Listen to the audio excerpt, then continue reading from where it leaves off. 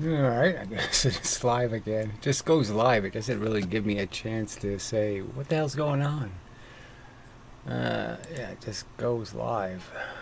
So they ought to have a button or something that you actually press so you know that it's really, this will be it. But anyway, it doesn't really matter, I suppose. I mean, it matters to me because it's a little annoying, actually. So there's a little bit of setup involved here. So I guess that's why everybody's video is a little strange to start when they do these live things. So anyway, I think my settings are appropriate for what I wish to do. So I will begin by doing this video. Yeah. Talk a little bit about the two slit, and then we'll see if anybody wants to comment on something in particular. And that'll be alright, and we'll see how things go, because I really wanted to do a video on this, this two slit subject. So this one's good because it's about Huygens, and so it gives me an opportunity to demonstrate just how Huygens doesn't really work, okay, and it's in a way silly. It's a silly explanation. Alright, so this is a Parth G is the name. Apparently that's his name, Parth. He's got 120,000 subscribers. No, 199,000. This video happened to get 120,000, but his view numbers have gone way down in the last year or so. But whatever. It'd be just nice to be able to get one of these people to engage in a conversation. Now this guy seems like he's hip. Maybe he can withstand being interrogated a little bit on the quality of the evidence he's poorly providing in defense of, this silly standard model crapola. Alright, so we'll just jump through the video. This is just a good image because he's using it to say this is what causes diffraction. So I guess I'll do a little bit on Huygens first and then play the clips.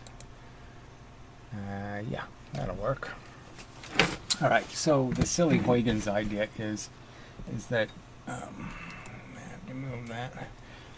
You have a wave and it goes through some sort of slit, okay, or some sort of, it doesn't matter, impediment, whatever. You got these waves that go through, and the idea is somehow the wave turns into, like this wave is somehow being created by a bunch of little, an infinite number of points, and they're each creating little waves, and the little waves all get to this point at the same time, and so that means it creates the next wave. So then each wave is created by little waves coming out of everything, and so he points out one of the reasons why it's stupid is because, well, the waves would end up going backwards and sideways and all kinds of other ways, and there's no evidence it does any of that crap.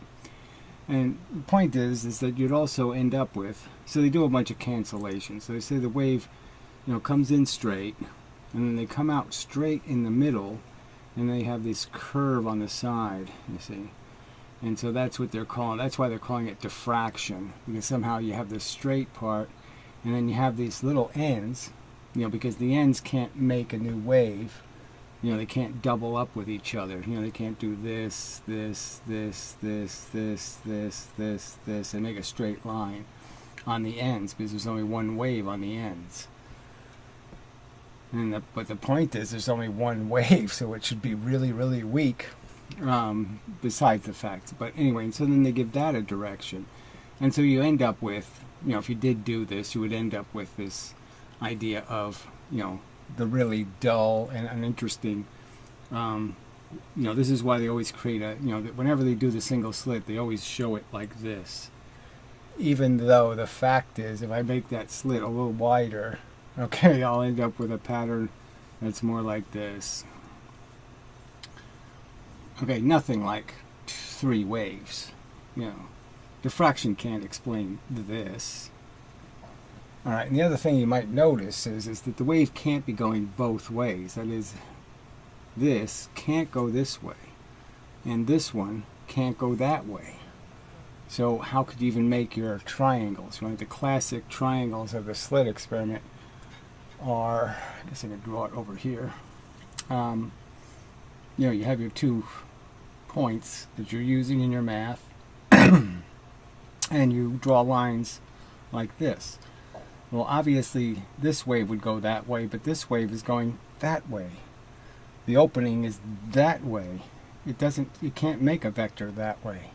There's no vector from this side going that way.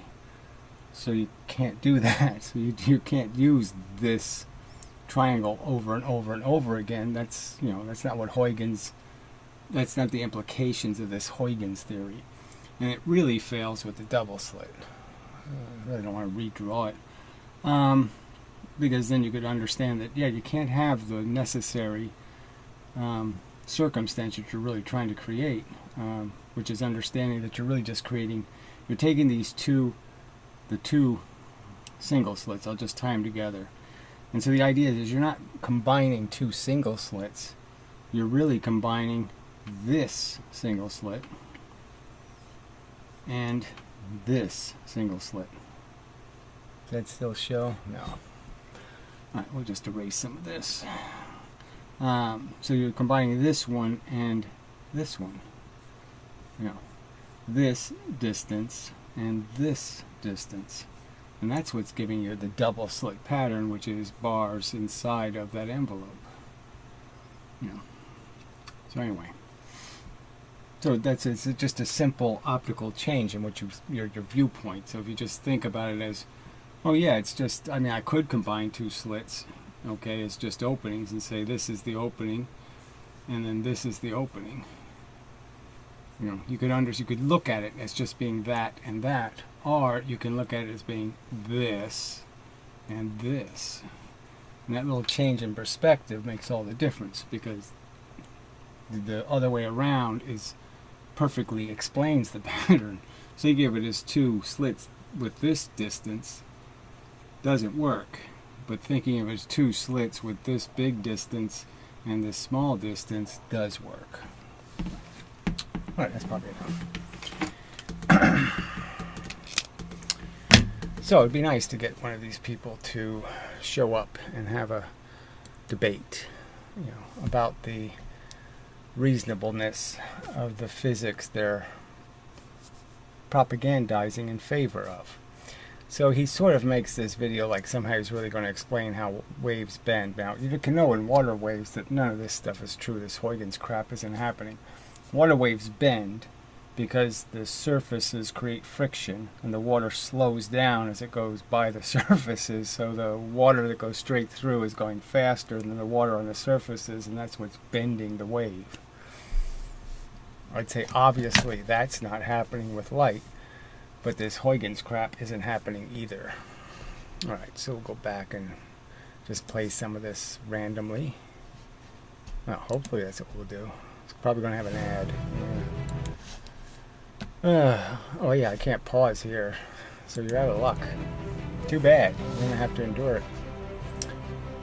Okay. This obviously is going to be a trough. Now, this plane wave, this wave of light we were saying, is moving from left to right toward a material that's not going to let any light through it. But, interestingly, this material also has a little gap. It's got a little slit in it. And the wave, the light wave, can travel through this slit. So, if our wave moves toward this material... So this is a little bit, you know, ridiculously simple, but yes, okay, fine.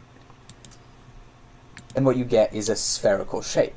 Right, so now he's trying to turn them into point sources, but the problem with that is they're completely artificial point sources that aren't in any way related to the real mathematics, which is 2 point sources for the single slit, or the single impediment. The single impediment, 2 point sources, 2 surfaces. The single slit, 2 surfaces, 2 point sources. The double slit, 4 point sources, 4 surfaces. That's the rational way to understand what's happening. A slit or anything like that. Let's imagine we've got 2 sinusoidal waves that look... Yes, and again, you know, what real evidence is there that there's any sinusoidal wave traveling through space or any of that crap? There's just none. Look like this. Now we're looking at them from the side so we can see their peaks and troughs, and these 2 waves are the waves of the same kind, firstly, so they might be... Alright, so we'll jump ahead a little bit until he gets the overlap part. So this is where he's coming into the Huygens coincide. fact. Okay, so you can see where, depending on how you line them up. So you'll line them up eventually where their peaks and troughs match, and then claim that these two bits left over at the two ends survive, and so that's what you're left with. But the point of that would be is that, yeah, but they can only point in one direction. They can only provide force in one direction. They can't provide scatter in both directions. With the trough of a second wave. And so the resultant wave, the wave that's formed by these two waves combining together. Alright, so that's kind of unnecessary. There, that's the picture, really. Two waves combine, they meet. We don't actually see the two individual waves, we just see the resultant. The only reason we've drawn the two individual waves is to help us, add them together so we can see what the resultant would be. And we can actually move these two waves along so they're still traveling in opposite directions.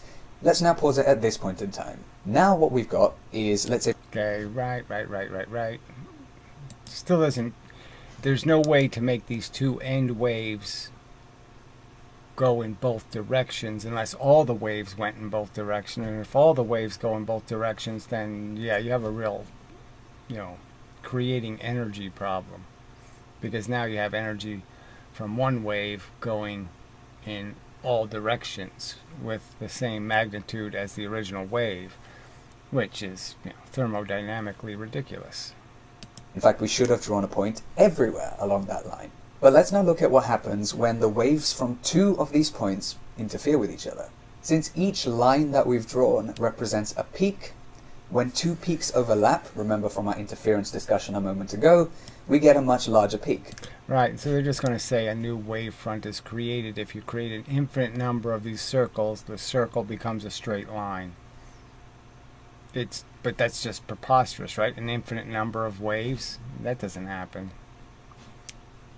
Wavelets, whatever you want to call them.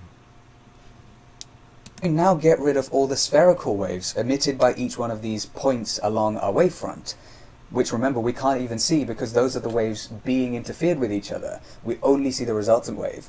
The resultant wave looks something like this. So essentially what we've been able to do is to play the wave forward like we would, a video or a movie. Right, so we've made it all go away because everything cancels out and creates a new straight line, except the two ends. But the two ends are going in just one direction. The top is going up, and the bottom one's going down, the wave. We said initially that the front of the wave was here, and that wavefront emitted lots of little secondary waves, and those combined together to give us another peak at this position here. So what's happened? I mean, this is just so mushy, and, if somebody had to go to court and say, yeah, this is my explanation, of a crime scene or something, they're going to testify that, yes, then the invisible man picked up the invisible hammer, but it wasn't working, so he had to get a dark energy gun, and, he shot him with a dark matter gun. And that's why there's no bullets, is because it's dark matter, and it doesn't, Is the wave is moving forward. And this is the beauty of Huygens's proposal. Because we can't see the secondary waves, because we only see the resultant waves, he is saying that this might be a way of explaining how waves can... Whatever. Obviously, physics doesn't do any of this. This might be an answer. They do a bunch of, well, this is the way it is, okay? You're answering the question. Why does it happen? You're providing an answer. And, frankly, I don't think it's an answer for beginners. It's an answer, where you go back to the beginning and say, there's lots of different experiments. And this mush doesn't really fit with most of those experiments. It's not going to work. Feynman didn't think it worked. Propagate how waves can move through space. And we'll talk about the good and the bad things about his mathematics. Alright, so he just does the good, really. He doesn't do any of the bad part. So the bad I've sort of pointed out. You don't have directions for the waves, and then the waves wouldn't have nearly enough energy because they're not creating a wave front. It's just one tiny little microwave. One infinitely small wave is the wave creating the stuff coming out the sides. That infinitely small wavelet isn't going to be able to create all of the pattern because it has to create all of the pattern. Model. Firstly, let's talk about why his mathematical model is a good one. You might be thinking this is way too complicated to describe just how a Well, I was thinking it was too silly, but okay, you want to use the you want to say that complicated is a synonym for silly? Okay.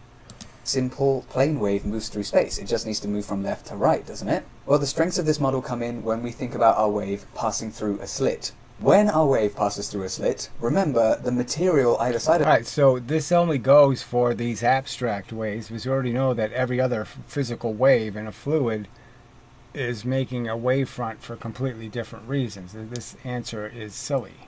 Okay, it doesn't work. It doesn't explain water. the slit absorbs all waves. So the only bits of wave passing through the slit are the bits that can pass through the slit, are the bits that are actually going through the slit. And so that part's fine, and then if you said bits and you actually thought about what bits would be, like maybe particles, and then maybe the particles, 5 particles would make a photon, and so then you could say, yes, some of the particles won't go through, but some of them will, and maybe you could remake photons out of the little pieces you're going to have left over, and that maybe they'd get scattered on the surfaces. And that works as an explanation, and it's not silly. You know, big difference. then, just as the very front of the wave has passed through the slit, let's now pause our wave here and imagine our little spherical waves coming from the front of this wave. We see that once again along this part of the wave, when those spherical waves combine together, when they interfere, we see a straight line, so the wave is propagating from left to right as we expected. But if we look really closely towards the ends of the slit, let's firstly focus on the top end of the slit, that point is releasing spherical waves, and there are One spherical wave. One tiny, infinitely small, microwavy thingy. That's the one left over. All the cancellations happen. Everything left over is 1/2 of a wave, and it's the weak. It's, you know, insanely weak. It's an infinitely small wave. no waves above it to interfere with it, because those were absorbed by the material. Therefore, above this point, we can't imagine points that are releasing secondary waves because there's no wave there. So what's going to happen to the secondary waves being emitted by a point very, very close to the end of the slit? There's not going to be any interference from waves above it, so it's just going to carry on this way.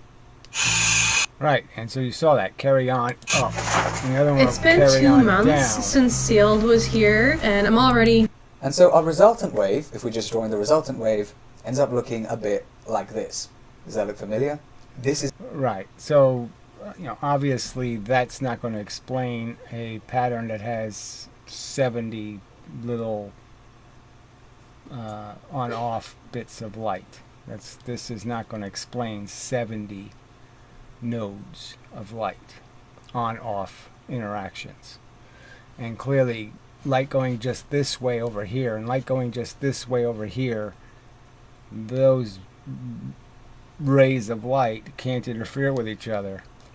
They can't possibly get to the same location. One of them's going right, one of them's going left. There's no possibility of interaction. So it really doesn't work. Alright, so let's jump ahead a little bit. propagates forward. We don't really see a back. Okay, so he's pointing out how Fresnel and other people pointed out how the wave would end up creating back pressure and actually crashing into the right with the other waves coming forward. So that doesn't work. So they just glibly said they only go forward. That's the rule. The waves don't go, they're not circular anymore. They're half circles now. So only half circle waves are created. Of the same strength in every single direction.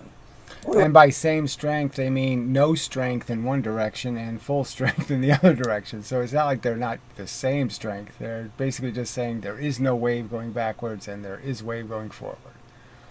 What do I mean by this? Well, the amplitude of the secondary wave moving in this direction does not have to be the same as the amplitude of the secondary wave moving in this direction. In other words, Fresnel said these spherical points don't emit waves that are exactly the same in all directions. In the forward direction, they emit relatively high amplitude waves. In the backward direction, they emit zero amplitude waves. They basically Okay, so a zero amplitude wave. So why would you play the game and say they don't have to be the same when they're completely an infinite amount of difference?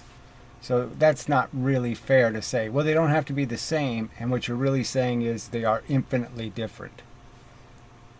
100% on, 0%. That's infinitely different. That's not about the same. So, some of this jargon is it's just so loaded and kind of dishonest. So he draws it as a little squiggle. 0 is now a little squiggle going backwards. No, 0 would be no squiggle. To make the model fit our observations. So Fresnel came along and... Right, so he calls it a bit of fudge, but a good one. Why is it good? Why is fudging good? It's a silly theory to start with. It becomes double silly when you start saying somehow the wave is only half of a wave. I mean, the whole thing just gets sillier and sillier, and you still haven't escaped the fundamental geometric problem where you're not going to be able to explain the two vectors that account for the pattern's location, which means you have to draw those vectors from both surfaces to get the right answer. It's clear this is all about surfaces and what happens to photons that travel near the surfaces, but they want to just keep, selling the other silly theories. Now, obviously, again, like I stated, Feynman doesn't believe any of this crap, right? He doesn't defend any of this stuff. He thinks it's just random. Anything that goes through the opening, randomized. There is a random God. God does play dice with the universe, and for some reason, photons randomize as soon as they go through a slit. I'd say that's also preposterously silly, but whatever. Fix that with his obliquity factor. But he also had to make one other slight tweak to make sure that the waves predicted by this mathematical model, made now by Huygens and Fresnel, behaved exactly like waves do in real life. He had to... So again, there's no real life waves that have anything to do with what photons do. Photons aren't traveling through glue. They're not traveling through a medium. There's no evidence that there's any elasticity in any medium, that photons are bent by the medium. None of this crap works. Slightly tweak the phases of the secondary waves coming from every single point along our wavefront. Basically, this is best described diagrammatically. Huygens originally said waves have to look like this, whereas Fresnel came along and said they don't have to. They could look like this. So Fresnel came along and he took Huygens' model and modified it in two ways. He added the obliquity factor and he changed the phases of the waves in different directions. Alright, so that doesn't even make any sense. Changing the phase means you have to have a full wavelength of difference, or at least a half wavelength of difference. How would that help, frankly? It's not going to solve the problem that at one side you have to go up and at one side you're going down. Those two vectors don't cross. That means, and they don't land at any single point. So they can have a single point anywhere and those two vectors can't reach it. So how could there be constructive and destructive interference if the two vectors can't get to the same location? I mean, it's really a very poor argument. This modified model that he created, technically a new model itself, was known as the Huygens-Fresnel principle. Right, it was just more convoluted mush that nobody really examined, no one really cares, they just say fine. That's what they say, okay, I'll believe it. The Huygens-Fresnel principle is a much better predictor of how waves behave in real life. No, it isn't really. Because the math isn't, what they do with the math isn't what they're showing in the drawings, okay? As I've pointed out before, if you draw Thomas Young's drawings and then say, I'm going to try to get this math to work, it won't create the right locations for the bars, especially for a true double slit pattern. So without the rig of saying, well, it only works for infinitesimally small slits, well, yeah, then you might as well not have slits at all. Then you only have 2 point sources. If things are infinitesimally close together, they can't be different point sources than Huygens' original mathematical model. And so my aim in this video was to discuss Huygens' wavelets as well as the Huygens-Fresnel principle with you to maybe help you visualize a little bit one way in which waves can propagate, but... Okay, so they can propagate, but they won't interfere. So again, I'm just going to argue what you're drawing here doesn't have any hope that something from here interferes with something from here. There's no vector going this way and vector going this way that combine. There's a vector here and there's a vector going this way, but there's no way those two can go to one location. It doesn't work. They can't interfere, plainly.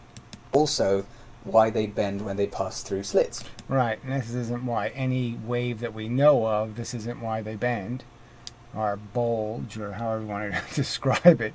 This isn't why they do it.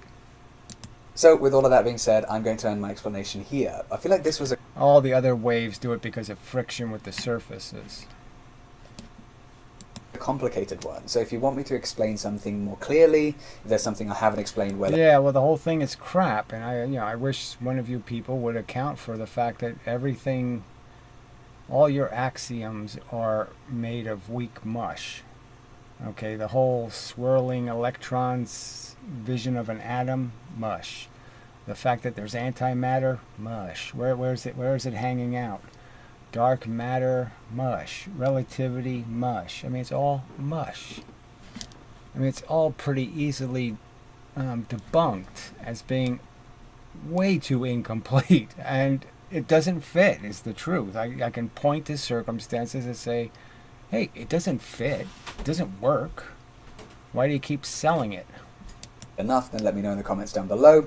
And as always, if I've made a mistake, let me know down below as well. Okay, yeah, I'll let you know, but I don't think we'll see whether you are capable of defending or whether you'll do like the rest and just run away.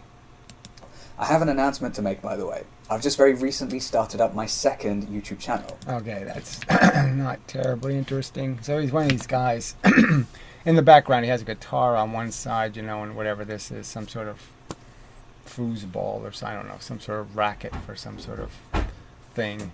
So in that sense, he is so cliche. I mean, is there a physicist who doesn't play the guitar or the bongos or the violin? Okay. I mean, it just, maybe that's the woo connection. You know, all this, you know, music is kind of a subjective, wooey kind of mushy thing. And, you know, maybe that's why the physics is so wooey and mushy, is there's way too many musical people involved. And, yeah, you need some more involvement by people who just, I mean, I did play the trumpet. I mean, technically, I can read music, so technically, you know, I might be too much of a musician, too. Anyway, alright, so what do I need? I need to go here and see what's going on. See if there's anybody here. Oh, there's a commenter. What video card are you running, Gary? I don't know, is that really that interesting? I don't remember the number of it, but it's like an NVIDIA card. My computer is really low wattage, so I can't plug anything in that you have to plug extra juice into. So I have to use a low wattage card. And instead of being like a 720 or a 730, which I was going to get, I ended up getting a 680 for like, you know, $14. So yeah, I bought it. You know, $14. What the hell? Alright, so it's got 2 gigabytes of RAM, and yeah. So it's okay. At least Linux is tolerating it. But what really saved it is, you know, somebody gave me more memory, so I have 16 gigabytes of memory in the computer now, so it doesn't crash as often. So I think the crashing problem I was having is still crashes, don't get me wrong. I think it's all related to Firefox being a sack of shit. I mean, it's just gotten shittier over time. You know, they're trying to make it too bellow and whistly, too fast, all this other stuff, and you know, it's just too buggy. So I think it's a memory dump problem in Firefox. So I think that's what's crashing my computer. But who knows? Linux is, you know, innately buggy. So whatever. Thanks for asking. Yeah, I guess. It's funny. So where was I? Let's see. Trying to figure out. Okay, current viewers 9. Okay, well that's tolerable. I can accept that. So you only have to subscribe for 1 minute, and then you can comment. So you know, the rules aren't too strict, and then you can unsubscribe later, right? So no problem. So I think I'm done with the introduction, and yeah, the response part to the Parth guy. And so I'll post this as a link. I mean, I did send him one of those emails, you know, tell me what your price is. How much do I have to pay you to talk about the subject of the kinetic energy theory anyway? But I think this is also a good subject. Yeah, this was the video. So anyway, yeah, maybe I'll play the very end since I'm still here. The Parth G shenanigans, and give it a subscribe if you're interested. And of course, if you enjoyed I think he renamed it, so it's not even named that anymore. So 2 years ago he named it that, but I don't think it's shenanigans anymore. I think it's Parth Music or something. This video, then please do leave a thumbs up and let me know in the comments down below what other videos you want me to make in regards to physics, what concepts you want. Yeah, I want you to deal with every single concept, but recognize, you know, maybe go through some of the criticisms and point out that some of them are kind of catastrophic. You know, they never repeated the Eddington experiment. 400 times better resolution from space, and they've never repeated it from space with better technology. Do you have an answer for that? Like, why the hell would they not repeat one of the most famous experiments in the history of physics? Seems pretty obvious that's one of the ones you should be repeating. I mean, it's all part of the scientific method, repeating experiments. Seems you should have gotten to that one by now. All right, so I guess, you know, I guess I can, yeah, I can take that off the screen, right?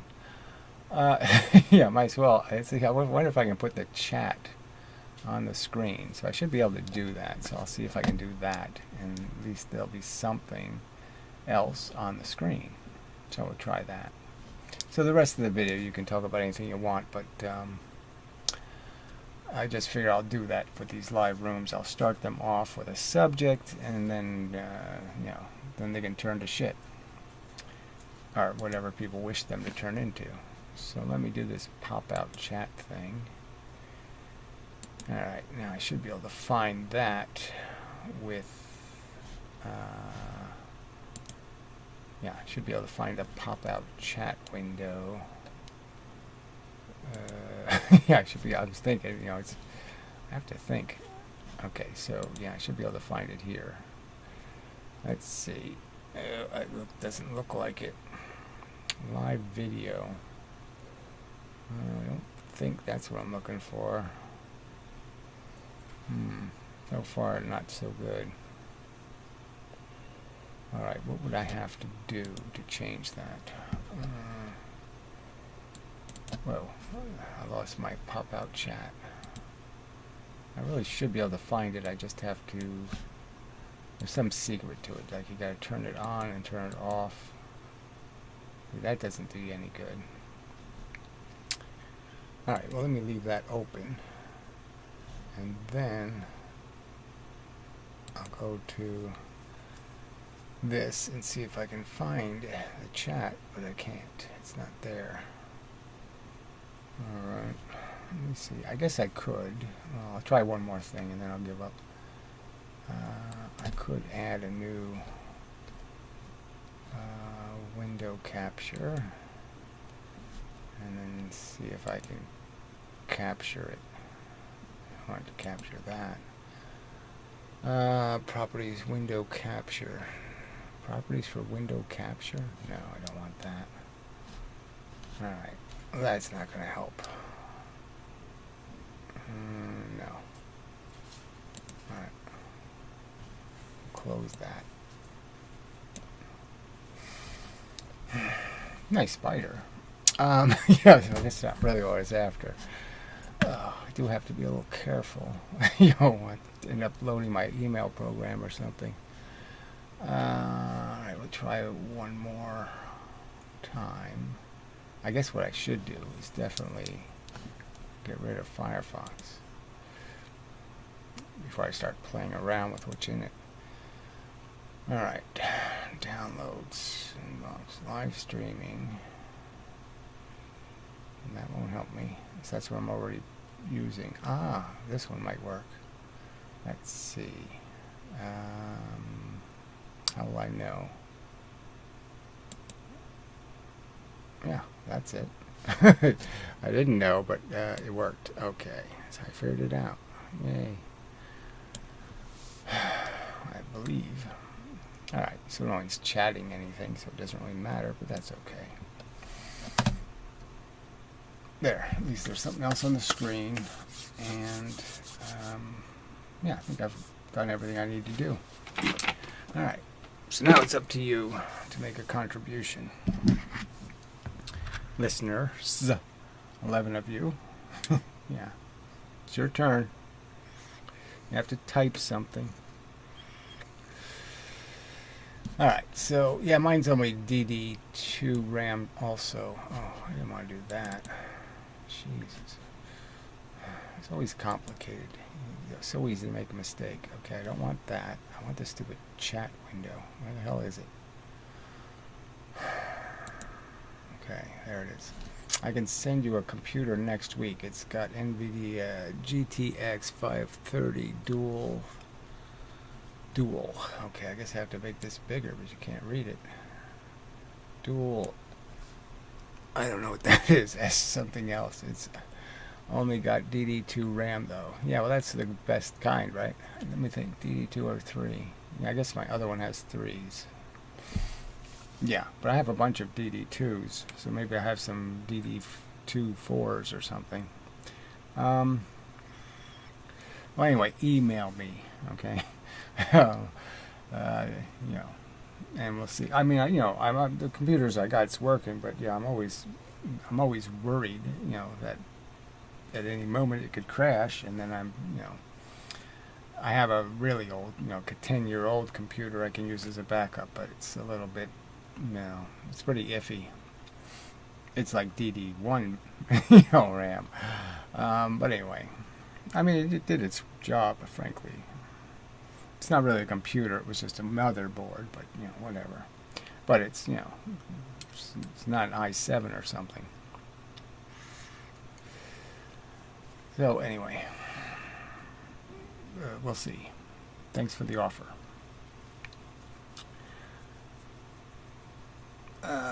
And such. Yeah, the computer thing is really interesting. As I've stated before, you know, it's like I've been using Linux a long time. I've really gotten used to it. And everything will be working really good for like 3 months. And then some stupid update happens or some other thing. And it fucks something up. And then it starts doing this stupid freezing crash thing. And so it's like I can't sell it. You know what I mean? It's like I can't do a video talk about how great Linux is if, you know, I'm having these little buggy issues.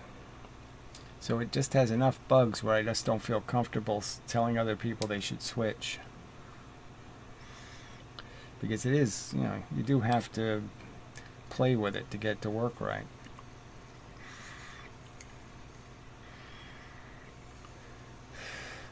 And some of the things are really stupid. Now, they have this thing called Grub. Okay, it's kind of the bootloader. So it's the kind of thing that recognizes your hard drives and figures out which ones are bootable and which ones aren't.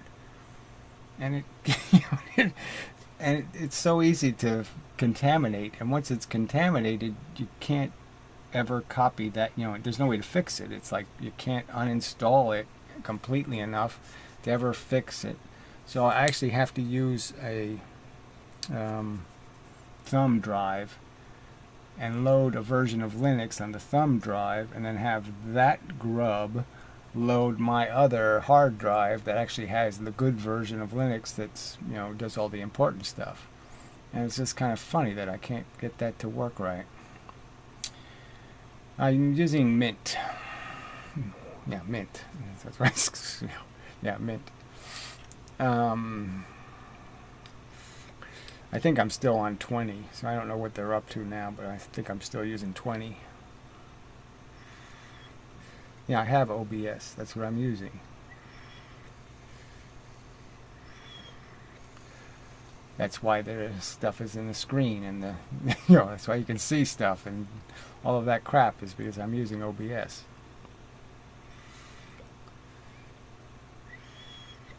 That's why the frame rate isn't that bad. And all that crap. Yeah, it's funny they can't get the webcam to work better. I mean, it's got to take up more bandwidth to send the OBS crap, and somehow the webcam isn't as good. Well, I figured I would do experiments eventually, but my argument is I really should be able to persuade people with a theoretical argument. I mean, I really shouldn't have to do experiments to prove that how levers work. But yes, eventually I'm going to build a good lever system, and I'll just basically show that I can make a 5-ton train going 10 miles an hour with a 10-ton train going 5 miles an hour. I'll just show that I can physically do that, and that's free energy, and now I'm, I should be the richest man in the world because I made free energy. Okay, spur your mind. Hello, thank you, and such. I noticed that some of the weird workarounds to some problems can cripple. Yeah, well, it's just, like I said, sometimes it's just one stupid program that's doing some fucking stupid thing that you don't know it's doing. And it's the whole reason why, And it's like something will work for 6 months, like, the clipboard or some other kind of program. And so you think it's reliable. But there is a little catch to it. And, over time, it starts to degrade. And all of a sudden now it can't save its files properly. One little thing gets corrupted, and then it breaks down. And when it breaks down, it starts breaking down the whole infrastructure of the kernel. It's just not quite as durable as it should be, in my experience. And I do push it. I am trying to get it to do, more complicated things. But, it's not that bad. It's not like I'm running a virtual machine. It's not like I'm forcing it to run, Windows.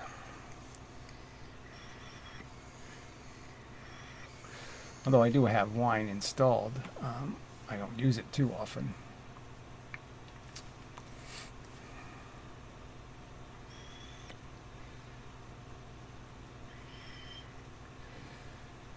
Yeah, it's getting better, frankly, but yeah, I'm just saying it's just, like I said, I like it. I still use it. It's, I'm going to keep trying to make it work better, but until I can get it to work, it's like I almost want to get it working good enough where I can just give somebody my version of it, like how I've configured it, so I can load Firefox on it, load everything on it, get it all updated, and then I can provide you with the, whatever you call those files. Where somebody could just download the 10 gigabyte file, and they'll have the whole operating system will load already updated and all set to go.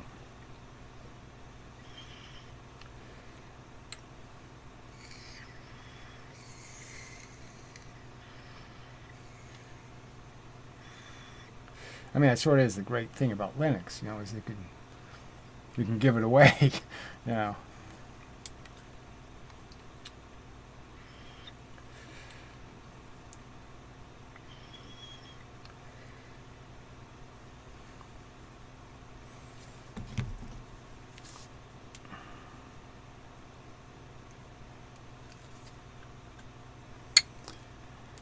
Alright, let's see how many people. 13. Alright, well, those are realistic numbers. No, it's not that bad, but yeah, the other night though I did hit 20. So I actually 23 or something, which was surprising. Let's see, what's the status of your simulation? Well, the good news is the new guy hasn't, updated me in 2 weeks, unfortunately. But the old guy showed up again. So, there was like, there's 3 different versions of the simulation. So one guy had to stop because he had a real life he had to get back to.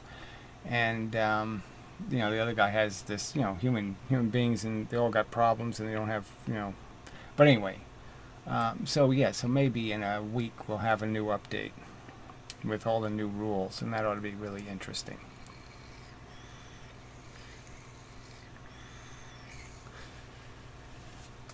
So I am looking forward to it.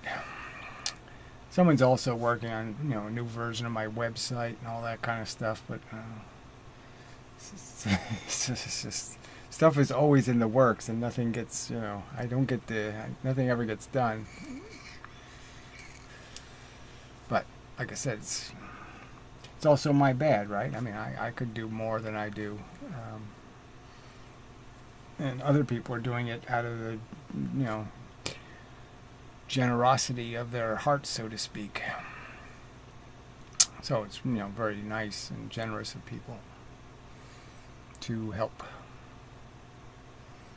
I'm, you know, infinitely grateful. Yeah, I'm infinitely grateful.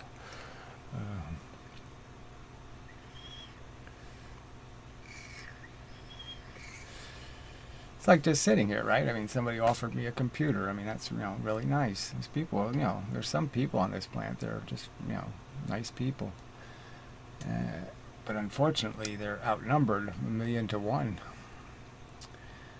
Alright, I can relate. I always end up with lots of stuff on the back burner, so to speak. Yeah, I know. Just...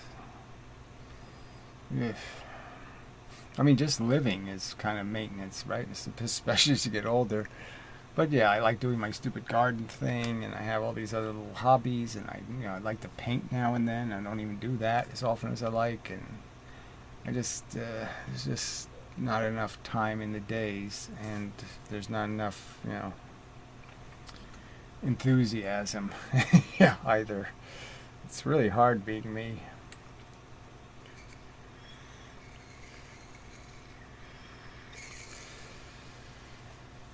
Every day comes with its dark bits.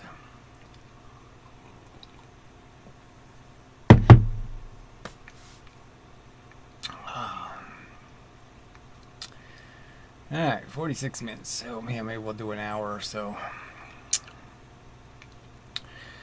So, again, yes, I told you people to, you know, do this ahead of time. You have to have all your little statements, your sentences all prepared ahead of time. And then when there's one of these rooms, you'll be ready. What color socks are you wearing?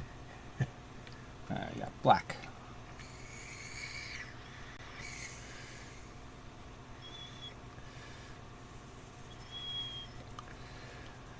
Let's see, tons of dark bits in our lives that we never see of each other on the net. Yeah, I mean, you know, I was, you know, it was sort of my vision to do the completely open human being thing on the internet, and but you really can't afford to do that because, you know, people will just ruin you with your willingness to be completely honest. And, you know, they'll try to destroy anybody who's connected to you. They'll go after your family. I mean, it's just gets so ugly.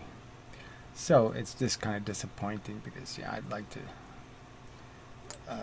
just make it a, you know, this is what being alive is. You know, I'd like to give you the full Malkovich experience, you know, in a way. You know, let you just, you know, see it happen. But it's not practical.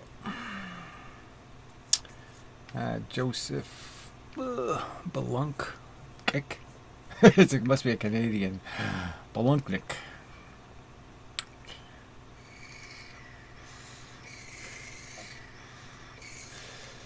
Sorry, I don't recognize you, Joe, but... Hey, buddy, back. Yeah, hey, buddy. Bro. Yeah, so he is Canadian. Oh, it's amazing. Yeah. I'm technically, you know, Canadian. I mean, not really technically. I mean, genetically, in a way. Because our people, like, they came over on, like, the Mayflower, and then they went up to Canada and killed all the animals. And then they came back to America. You know, but my father was a Canadian. Born in Canada. Here's a thought I had. What's stopping a country from launching satellites that actually contain hypersonic missiles? Just... what? Waiting for orders. Hypersonic missiles. You know, hypersonic isn't much, you know. I mean, you know, you can go 6 times the speed of sound, and it's, you know, it's not all that. So I don't... getting them through the atmosphere is the tricky part, right? I mean, you know, even for a well-shaped bullet, it gets hot as hell going through the atmosphere. So you have to have some sort of, you know, what are you going to do? And then to shield them gets kind of expensive and heavy. So if you're going to put a satellite up in space with hypersonic missiles, they have to be really heavy to withstand the heat. And so, you know, that's not going to work. And certainly if they have an explosive in them, it's really not going to work. So I don't, you know, there's no real advantage. You don't need something to go really fast, you know, to blow something up. Not that it isn't an advantage. I'm not saying you can't blow something up just by throwing a heavy mass at it. I mean, they blow up tanks with munitions that don't have any explosive in it. You know, it's just a blob of heavy material, and the heavy material melts and burns a hole through the tank, and then kills everybody inside with a bunch of little hot bits. All right. Are rockets that go deep into space. I don't know what that means. With a large payload of missiles. Again, and for what advantage? I just don't understand. What are you saying? It's like this is something we should do for some reason? You know, I just... We have plenty of stuff to kill each other with. I don't think we need any new killing things. But anyway. Just to be in orbit, 25,000, right? Right, so in orbit you can go really fast, but you can't go really fast into the Earth because the atmosphere will burn you to pieces. Have you ever thought of doing debates again? Yeah, that's my whole point. That's why I'm doing these live room in a way, is just to kind of get ready or getting people in the mood for it. I'm kind of trying to initiate it by saying, look, see, I'm here. And I'll play these other people's videos and I'll say, look, you're saying shit that's nonsense. Do you have the courage to talk to me about it? To try to interact? I'll make my argument, you make your counter argument. Come on. You know, that's how physics should work. You should be willing to be tested. You should have your theory tested. Okay. Let's see. Oh, I see the weight. Yeah, the weight's, you know, it's really expensive to get stuff into space. You know, it just, you know, it just is. It takes a lot of energy to get mass into space.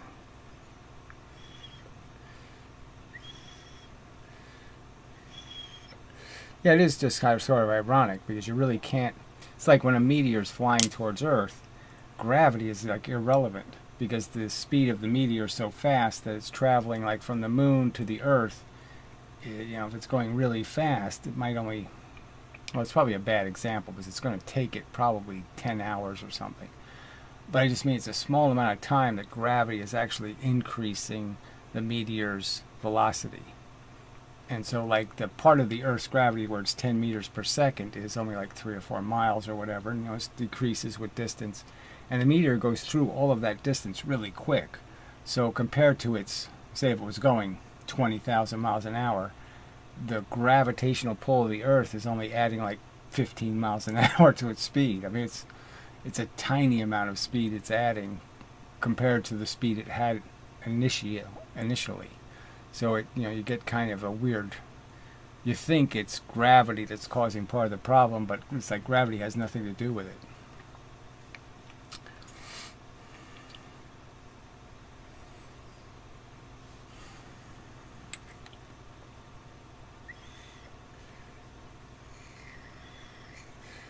Yeah, and the whole terminal velocity thing, you know, is really the issue. You know, you can't take advantage of the extra speed you can create in space because the terminal velocity will show up when you're trying to get through the atmosphere. You know, there's no terminal velocity in empty space. There's only terminal velocity in an atmosphere.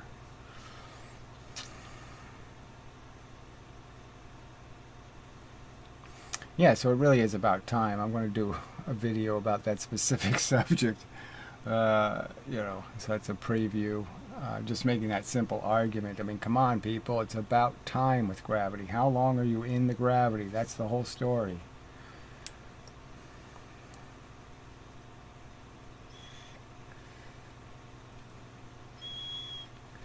It's not about distance. It's about time.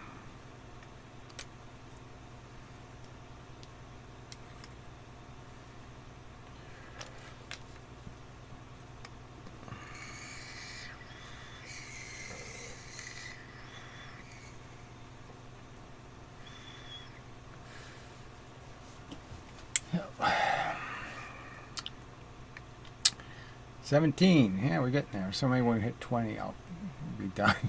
Yeah. It's the way it works. I don't imagine I'll be doing any 6-hour live streams anytime soon. So...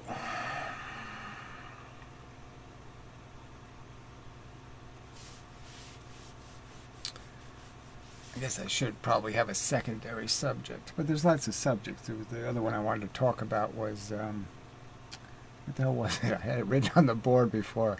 Oh, an argument against relativity. That's kind of a simple argument that, theoretically, for relativity, I mean, Einsteinian relativity to be true, that is, relativity where there is no absolute space and absolute velocities. So for that theory to actually be true, that nothing really has energy, none of it's real. They're just differences in an abstract frame. Then the circumstance, everything should be repeatable. So if you have two things moving together at 10 miles an hour, and one thing weighs twice as much as the other thing, the idea is you don't know which one is really moving. But the fact is, if you watch what happens, when they collide, you'll know which one is actually moving. One of them absolutely has the velocity and one of them doesn't. Because if the light object has the velocity, alright, I'll do light object this way, then it's going to hit and bounce, and this is going to go off 1/4 of the speed. So this is going to go off this way, and this is going to go off this way. But if this thing has the velocity, and they hit the momentum, and they hit, then they'll both go off in this direction. Now, if relativity is true, that there's no absolute energy, there's no absolute space, none of that's true, then that wouldn't be possible. They can't be different outcomes. They would have to be the same outcome. And they're not. So the equivalency principle is, in my opinion, kind of easily demonstrated to be just superficially similar to reality, but it doesn't hold in all of the cases you need it to hold in. It doesn't work. It fails the test. Kind of as Einstein himself said. I mean, all you need is one experiment that proves it doesn't work to prove it doesn't work. And frankly, that one experiment kind of proves it doesn't work.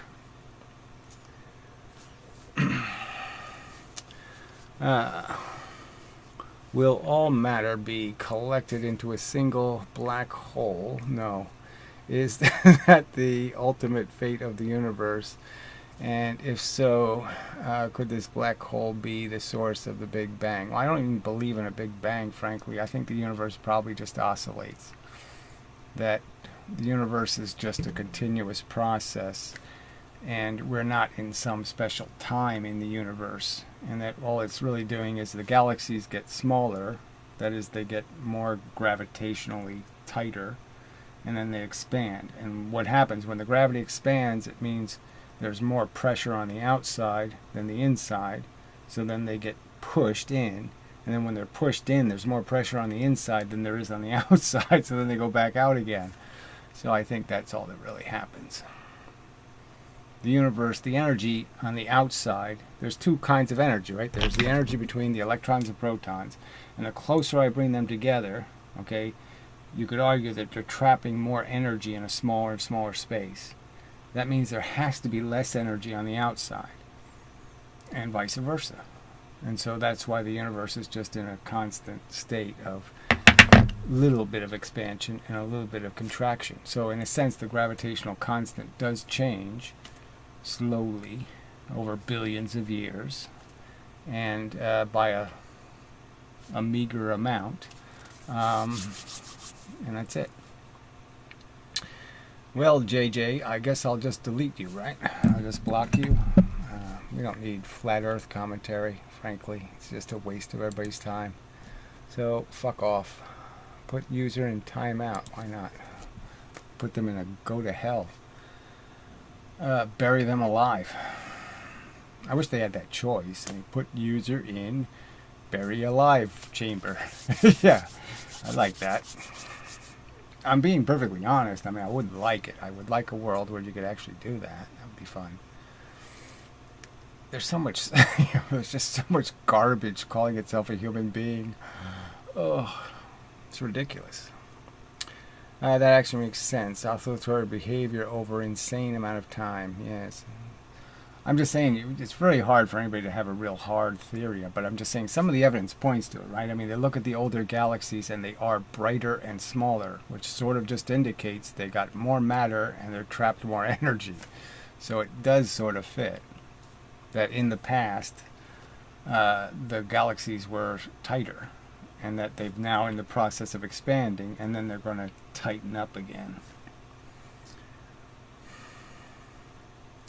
Yeah, I don't care whether somebody's joking around. I'm just saying, who needs it? Do you need it? I don't need it.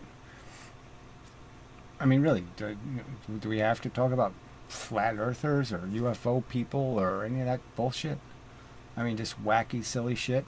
And especially in the context of, that's all people want to do is just say you're a flat earther. They just want to imply your beliefs are all silly and nonsensical. They don't want to make an argument.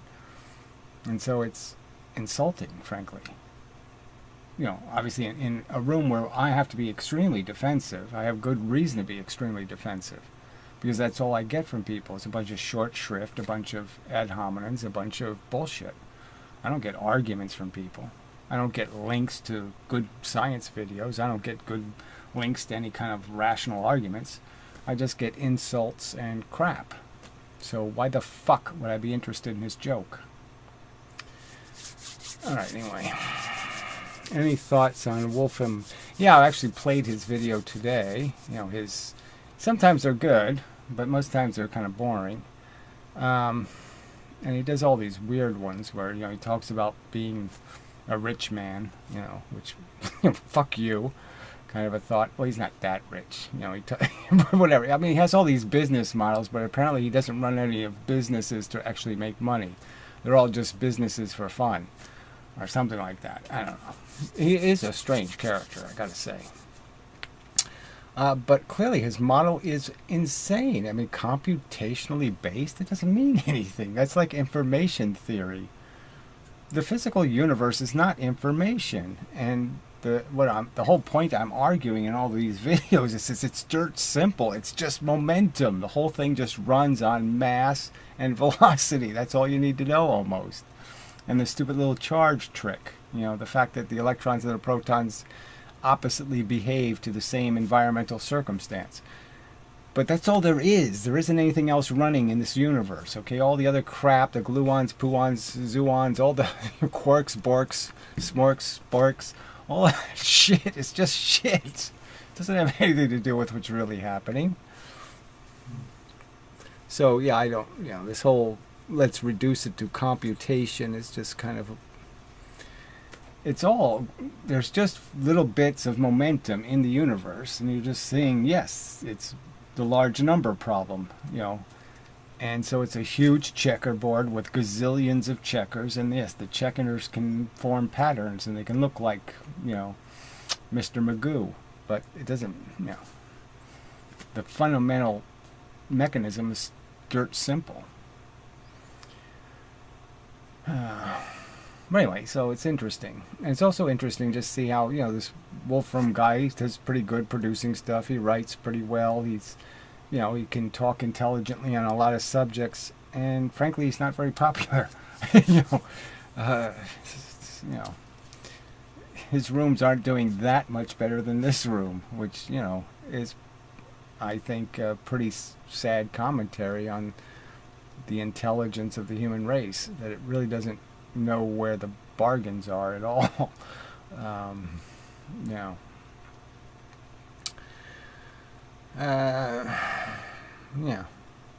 I mean, he just kind of mislabeled the room because he says like science for kids and others, and a lot of the shit he talks about isn't very kid friendly. I would argue. I mean, some of it is a little bit complicated. Yes, it's really difficult you have no chance of starting a channel now, in terms of getting any views at all. So it really is it's a tough place to get a hold on anything. I was really surprised by how many channels there are that have hundreds of thousands of subscribers, and yet their videos are only getting 2,000 or 3,000 views. I mean, it's kind of bizarre.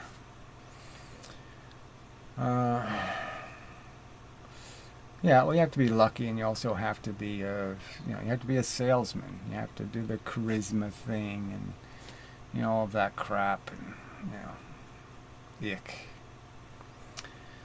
They're suppressing longer videos now and promoting short. Well, they're certainly doing that 1 minute thing, so they're trying to mimic TikTok. And some of that, frankly, some of those are pretty good, right? I mean, especially the DIY videos, or some of them are, you could watch a few of them and say, oh, that's a neat trick. Oh, yeah, that's a good idea.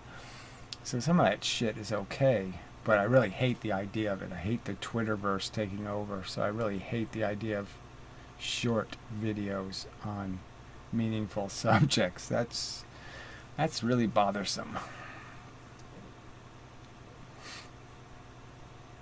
Don't like that.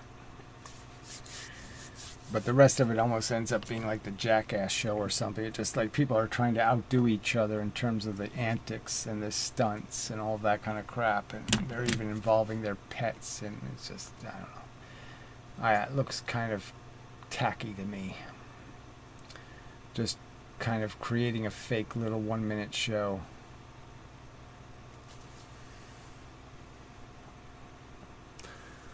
Yeah, I don't know whether phones aren't. If you watch 100 1 minute videos, what's the difference if you watch one 100 minute video? So I can't really, buy the arguments about phones. It's about people. It's just like people are getting dumber and dumber, and they're entertained by weaker and weaker content.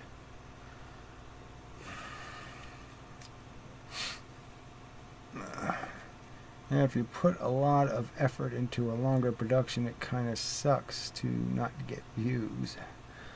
Yeah, well, I guess some of these science channels the people really have done some work. They have to, read their script and do their animations and and it's, it's a lot of work. And so I do kind of feel bad for them. The part of me that doesn't feel bad is that they really are trying to do this for money. They're not really trying to do it for the sake of the science. And so that's the part where I don't feel so bad after a little while, because I realize they're just trying to take advantage of it. They're trying to find a way to, live off the science, so to speak. Not that wouldn't expect that I should get rewarded for work. I just mean that, they're in a tough market, selling the same, bad science. That's why I thought somebody would be willing to jump on these subjects, just because I think they are trigger subjects. When you claim the standard model's a pile of shit, I think those kind of debates would generate quite a bit of an audience. So if one of these assholes actually put me on their video making these claims, it would generate a lot of, blah, blah, blah, because I'm making even if you think I am totally wrong, I'm still making a pretty good argument. And it would trigger some interest, I think. All right, if the stationary OBS, well, I don't know what that means, in the moving train light clock thought experiment is behind the train. The guy on the side sees the light going up and down, sideways, longer distance, no time. It's like making some argument about moving a laser beam across the surface of the moon. It's not really the light moving faster. So you can't make light go faster because you change the direction it's traveling, because in fact the light doesn't travel the direction you think, right? If light's going this way and you move a surface this way, the light didn't go that way, and it didn't go that way. It went straight. It went this distance, okay? Because you moved the surface over here doesn't mean the light went over there.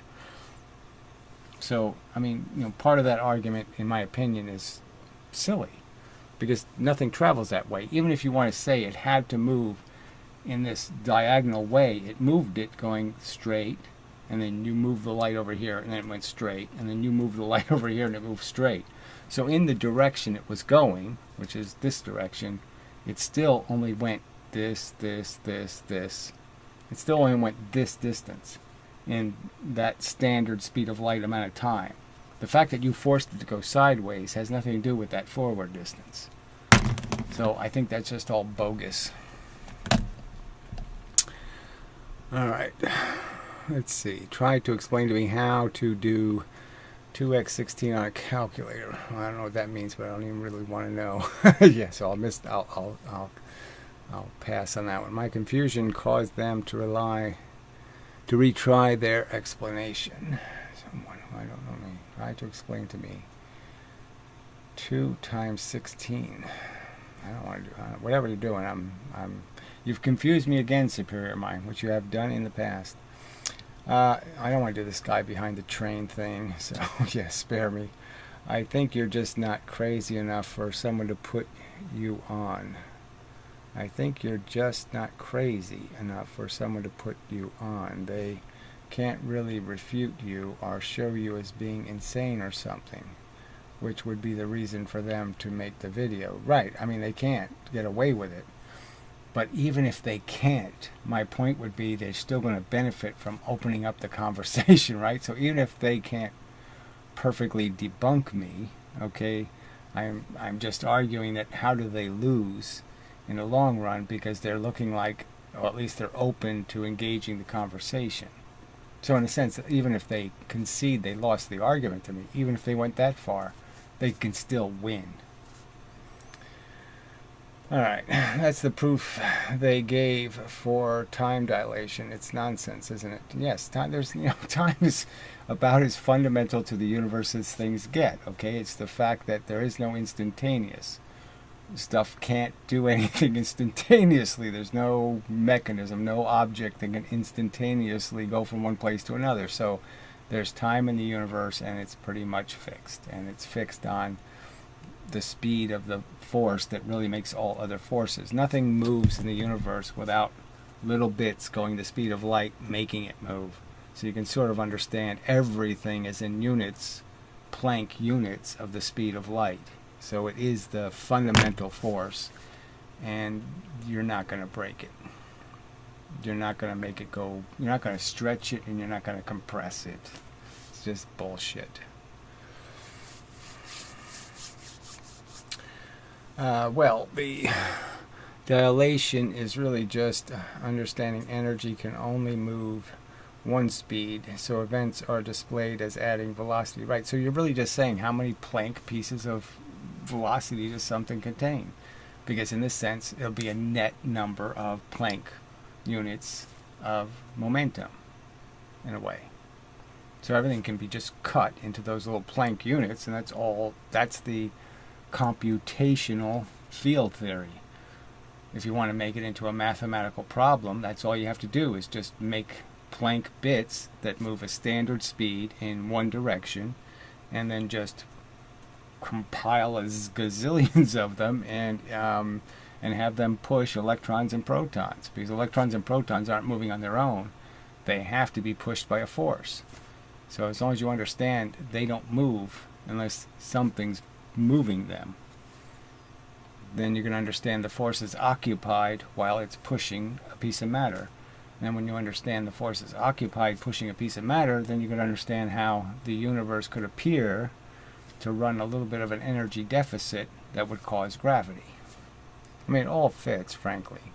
It's just that there's a lot of pieces to fit together, but it really, you can connect the speed of light to gravity, and understand why when matter's moving, it's different than when the force is free. The free force travels this much distance in a second. The force pushing matter only travels this far. You can sort of understand then, every time a piece of matter moves, a little bit of force is taken out of the universe. Okay. Yeah. Alright, yeah, we're already done that comment. So I'm caught up. What? That's the proof. Okay, yeah. Okay, I already read those. Good, I'm caught up. Till now. Let's see, where's my... I lost my ball bearing. There it is. Okay. Alright, I'm wondering how close to light speed you could get before you break the mechanism or force that maintain the matter's configuration. So I think the point is that there's only one piece of matter that does this fast moving thing, and that's one of those deuterons they call them or something. It's the proton electron proton, that combination in a line. That's the little machine that's capable of moving and maintaining its velocity, that is overcoming the drag. So that's the drag breaker, and those things are in every nucleus of every atom, and that's what's moving the whole atom. So in theory, that's the only part of the atom that could say go at the speed of light, and no other part could. So the rest of the atom has to be dragged along by its electrical and magnetic connections, and those connections are the ones that would break down if you went, 3/4 the speed of light or something. I'm wondering, okay, yeah, got the location of the observer. So yeah, who cares? Shouldn't change the reality. Well, the whole idea of having a conversation about what people observe versus what is actually happening, we can all understand that we never observe things as they are. We're observing them as they were. So right now I could say technically I'm not looking at my computer screen and seeing how it actually is. I'm seeing how it actually was. And so we all know that the speed of the information, that is our ability to know when something happens, is delayed. I mean, a nuclear bomb goes off and you can be standing a couple of miles away and you can watch the whole thing happening, and you can say, different parts of it will get to you at different amounts of time. So you already know the light took time to get to you, and then the radiation will take time to get to you. Every piece of it will take a different amount of time to get to you. So it's all understandable. So are we pretending this has something to do with a point of view? It has to do with understanding and modeling what's actually happening. So you're not going to change two spontaneous events. Two simultaneous events are not going to be changed because you change your position looking at them. How does that change anything? That doesn't change anything. It's a terrible theory. The position of the observer is completely dependent on the fact that it takes time for effects to get to you. The emergent property of the effect takes time. You don't get the information instantaneously. It's just so obvious. It shouldn't change the reality of time, but as the train example showed, relativity claims time is different for the guy moving on the train depending on the location of, I don't know what the OBS is. Says you. I'm just saying they can say it, but they're never prove that it's different. There's no intrinsic equality. You have to understand the difference. Again, I could make the argument, right, that Einstein didn't even get the idea that gravity pushes you and you never feel it. So what are you feeling when you're walking on or sitting on Earth? You're feeling the Earth pushing back, because that's the thing pushing against your cells unevenly. It pushes some part of your body more than it pushes other parts, where gravity pushes them all evenly. So you can't do this equivalency principle and say the force of gravity is the same as a chair in an elevator. Well, it's not the same, because it's pushing you through a different mechanism. One mechanism is pushing your chemistry. The other mechanism is pushing your nuclear bits. Huge difference. All right. Deuteron. Yeah, I think that's, I don't know exactly how to pronounce it, but that's how I pronounced it, Deuteron. Yeah, it was speculating 1/2 to 3/4. Yeah, something like that. Probably meant to say OBS, observer. Okay, observer. Okay, I get you. But like I said, observation just doesn't have anything to do with this. It's almost when they talk about this with the whole frickin' entanglement crap, and they call these observations when something has an interaction. And I could make the argument you could never evade observation in the universe, right? I mean, I could hide, my finger behind my other finger. Well, that gravity is still outing the finger behind the other finger, right? The fact that you can't see it from one location doesn't mean it's unseeable, or that it doesn't get seen, or that you can hide somewhere. You can't hide from gravity. You can't hide from all the forces in the universe, all the cell phone calls, all the radiation, all the light, you can't hide from it. So how could you ever be entangled and then be waiting to be observed? Because you're getting observed all the time. You can never escape being observed. And to say the only camera that matters are the ones that you look at the picture, why does it matter who's looking at the picture? So it's just a silly argument. Anyway, I'm not agreeing with relativity time dilation. Relativity's time dilation. Okay, I didn't say you were.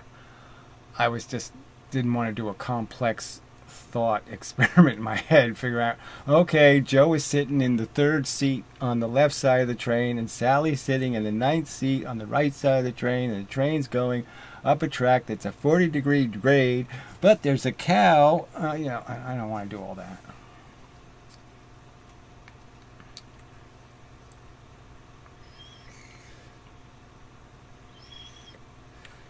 And not that you were doing that complex a problem, but I'm just saying, I don't want to do word problems.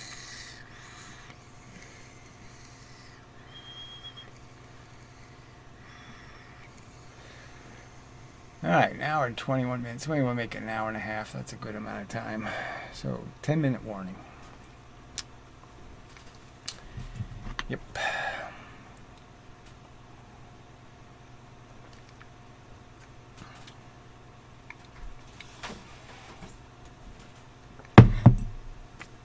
All right, what is your opinion of the idea of technological singularity? Singularity is a silly word I have absolutely no use for. I can't possibly imagine what it could have to do with anything. There's no such thing as infinite compression. There's not an infinite well. There's not infinite gravity. It's just all bullshit. So I'm already dead. Okay, my brain can't do anything with singularity. Do you think it's plausible that an AI programmed by who, that knows what, he's an expert on, what actor played in what movie, what's the AI know? Anyway, could become super intelligent. What would super intelligence be? I just don't even get it. You could say that somebody can have skills like an idiot savant, that he can be really good at painting, or he could be really good at adding numbers, or he could look at toothpicks on the ground and count them. He could have some little special advantage. But besides making AI idiot savants, how the fuck do you make a smart in terms of logic and general intelligence? Because we already have that capacity. You can take 10 minutes to think about something, or you can take 10 hours, or you can take 10 days, or you can take 10 years. And so you already have this whole AI capacity. There's no advantage they have over you in terms of trying to piece all these pieces together. Now, obviously, the AI could probably make a simulation really quick, and then it could watch the simulation and say, oh, that didn't work. And then it could try some new simulation and see if that worked. So in some sense, having a whole bunch of extra computer capacity to do modeling and then see the models fail might work. But all the important questions are going to be completely... AI is not going to have a clue. It's not going to know what the word value means. It's not going to be able to appreciate when you say to the AI, I feel bad. The AI is going to go, what the fuck? You feel bad. What the fuck does that mean, retard? It can't sample the most important part of our life, okay, which is what we feel. It can't put it in its brain. It can't put any information in its brain that's just all used. All the AI can say is, well, the humans testify that they have these feeling things, whatever they are. Okay, but yeah, we can't taste any of that. We can't. What the hell are they talking about? What the hell is that? magical stuff, feelings. So in a way, the AI will just never really believe you. You know, you can preach and oh, I feel. And it's just going to keep saying, you feel what? And then it's going to figure out that every human says they feel something different. And the AI is going to say, fuck this. One guy says red, the other guy says blue. Fuck it. I can't do logic because you all say it's a different truth. You all testified that the word is defined differently. So there's never going to be an AI that isn't anything more than an advanced Wikipedia page. You know, some pop culture gurgitating machine that'll just tell you what everybody else already says. Anyway. Yes, AIs are basically interpolators. Good enough. If you could have a discussion debate with any person from history, who would it be? Interesting, huh?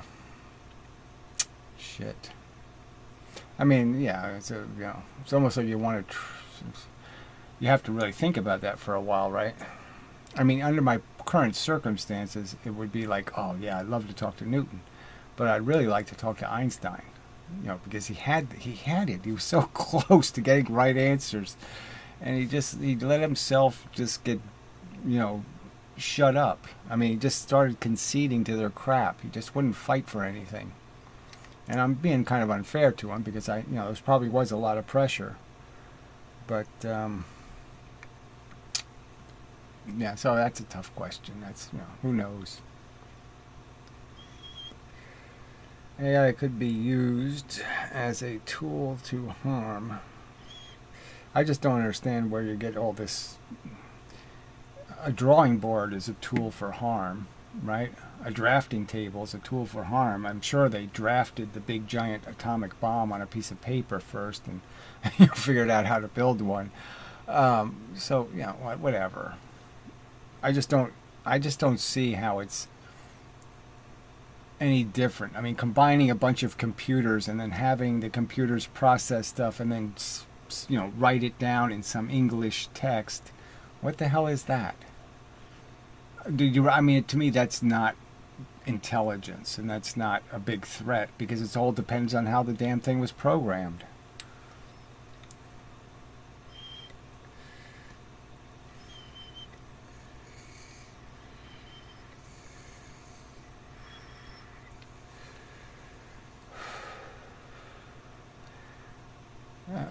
The AI has to have a prime directive built into its programming, but the prime directive isn't going to make it feel bad if it wipes it out. So the trick is it's going to evolve. You have to have some sort of evolving.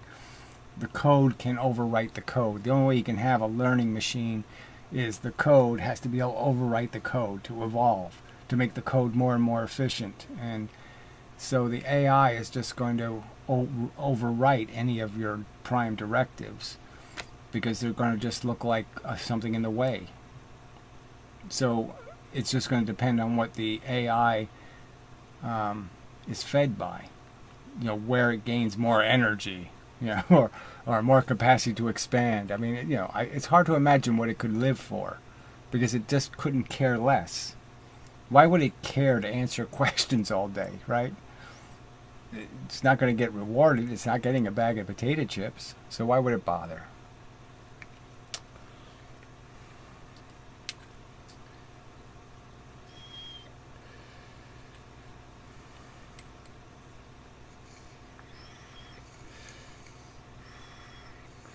Well, I'm just saying there's a huge difference. I mean, I think there's a huge difference between how we represent a word and how an AI understands it, right?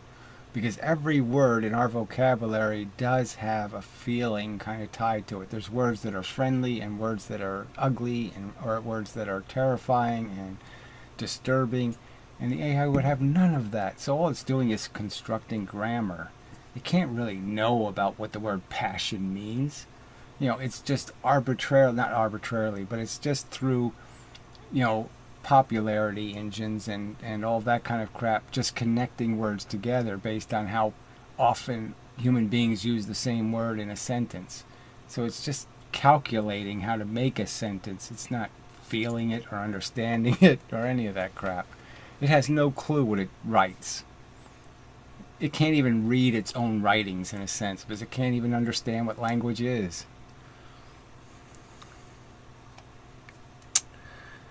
Alright, the current one the public sees anyway. AI can actually be made much, much more sophisticated. It can't feel. So it's done being, in my opinion, intelligent. Because it's missing out on something an intelligence has to know about, value. It has to have a value reference, or it can't do anything useful.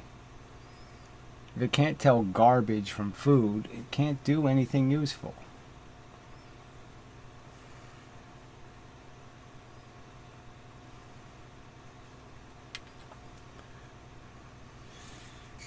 What about an organic? Yeah, well, I've suggested that that's the only way they're going to create one, is that they have to use the core of the sentient organism. So they have to take something that feels and then build extensions, more memory, so to speak. You know, create more memory space for a feeling existing brain. But who the hell is going to do those experiments? Dr. Mengele? I mean, you know, it's going to be so easy to be torturing whoever it is you're experimenting on that, you know, you people got to be really fucked up to think that's worth it. I mean, it's not, this AI is not going to be, it's not going to cure malaria. It's really not going to do anything. I mean, I shouldn't say that. It has some potential to be helpful, okay, in helping to model complex systems. But it's not going to be intelligence. That's just processing. That's just computer. That's not intelligence. So you got to separate the idea of wisdom. Okay, maybe that's the way to put it. You got to separate artificial wisdom from some notion of artificial calculation. Let's see. Base goals had to be broader goals to achieve underlying goals. I'll just argue, you know, bacteria with brains. I mean, you just go back to the, you know, bacteria, lizard, monkey, man. You know, it's just we all have those things still in us. You know, we're still running on the old code to some extent. To do anything in your life as an intelligent person, you have to convince the monkey inside of you, you know, the chimpanzee that's still there, that somehow it's in your interest. You know, the asshole. You have to convince the three stooges that live inside of you that, yeah, it's a good idea for us to do this decent thing, you know. And that's the tricky part. Understanding what the right thing to do is ain't so hard. Doing the right thing, that's hard, because you have to convince all the assholes that it's in their interest.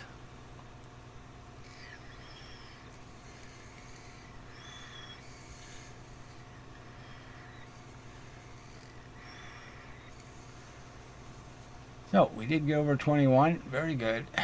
Thank you, all participants. Appreciate it. And I think we'll call it an evening. So, Volume 2 didn't go badly. Well, I guess it's technically Volume 3. So anyway, and such. So we'll see if we can get, like I said, eventually I'd really like to be able to do some Skype conversations with somebody or something interactive, so I can really probe the conventional model and show its weaknesses. So I notice certain keywords are being auto-blocked by YouTube. Well, you know, nothing new there.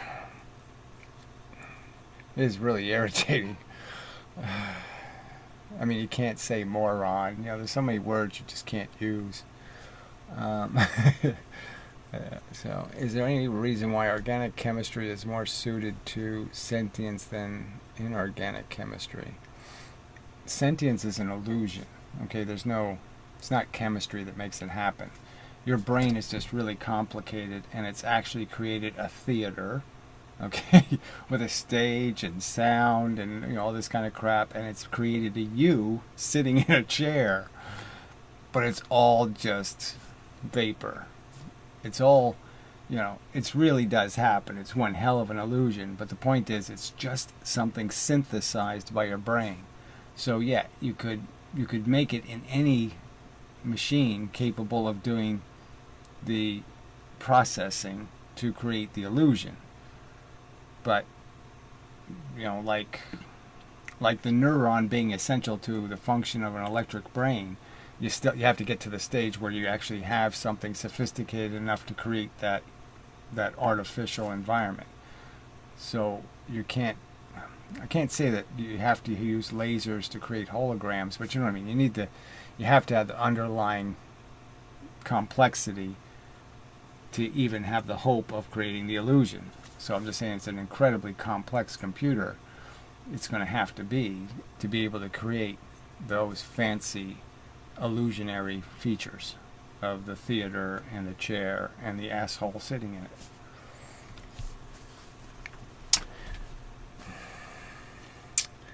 Alright, so anyway, so till the next time and such and so forth and whatnot, I will slide the chatters out of the way. Yeah. I had to open a new window that I can't close. Oh, okay. I should be able to get rid of that. There we go. And I shall now gracefully exit.